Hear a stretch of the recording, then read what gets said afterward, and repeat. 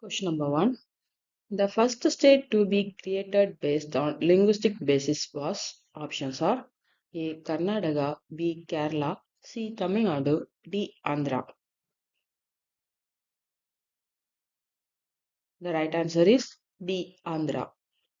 Question number 2. Which article deals with official languages in India? Options are A. Article 341, B. Article 342, C. Article 343, D. Article 344. The right answer is C. Article 343. Question number 3. Which is the first municipal corporation in India? Options are A. Delhi, B. Madras, C. Bombay, D. Calcutta. Comment the right answer